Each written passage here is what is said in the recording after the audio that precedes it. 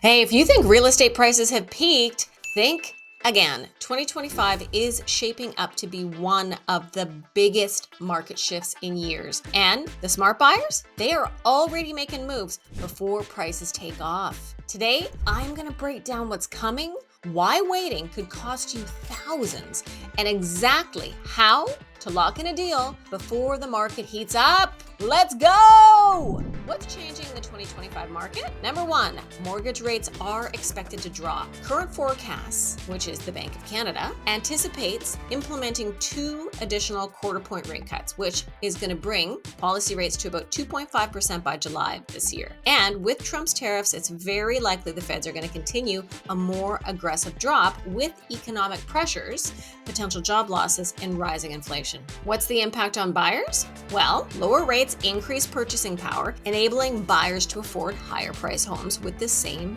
monthly payment. All those buyers that were waiting on the fence the last few years while rates were high and have been slowly trickling back in this last year are going to start coming back in droves. Number two, housing supply remains critically low. There's a supply deficit and Canada faces a significant housing shortage, with estimates indicating a need for 1.4 million additional homes by 2030 to address the current deficit in homes. Edmonton's no different. Although we have an increase of housing starts, up to 49%, statistically, there are still super low vacancy rates and increasing rent costs due to the high demand and low supply. Plus, all those starts that are in the pipeline right now will price a lot of the home buyers out of the market by the time they hit the market, because that 25% increase in construction costs and the tariffs are going to be reflected in the price to buy. So there's going to be way less home for way more money. The consequences is persistent low supply coupled with steady demand and exerts an upward pressure on home prices. Honestly, timing to purchase is crucial right now for people to get the best deals. And the third, inflation and tariffs obviously are driving up material costs like I have already mentioned. So rising costs. These tariffs on Canadian and Mexican goods are expected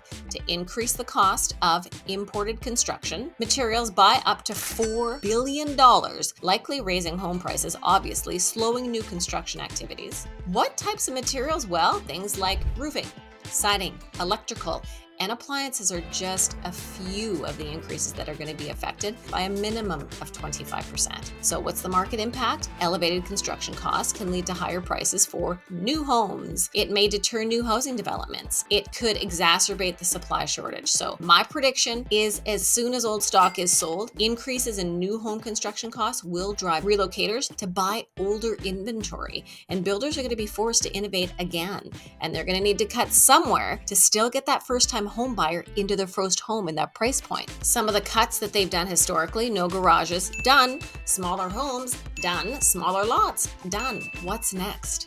Well, we're soon going to see, but I am honestly not looking forward to it. Number four, institutional investors are re-entering our local market. So, investment trends. Institutional investors are increasing their presence in the housing market, and they're adding liquidity to an undersupplied market. So the implication for the individual buyer: it can intensify competition for available properties, potentially driving up prices further and making it more challenging for individual buyers to secure their home. How smart buyers are moving now. Okay, number one, get yourself pre-approved. So today's interest rates, they're likely going to drop. And so waiting until later is not supportive, because you want to be ready now. And if you just get yourself ready now, then when you find the house, you can take action, because when you wait, you lose the home because you're not ready, you can't offer, and somebody else who is ready to roll. Number two, lock in your property before the buying frenzy begins. So consider looking at off-market deals with a connected realtor, price reductions, and especially pre-construction discounts now, because they are going to disappear mid-2025. Step three, use inflation to your advantage. It really does depend on the segment of the market, like I've mentioned. Some sellers are still negotiable right now, and you could ask for things like closing costs, inspection, repairs on that right deal, but these opportunities are dwindling extremely fast. So to navigate these market shifts effectively and safeguard your purchasing power? Download my free Inflation Escape Strategy Guide now. Below,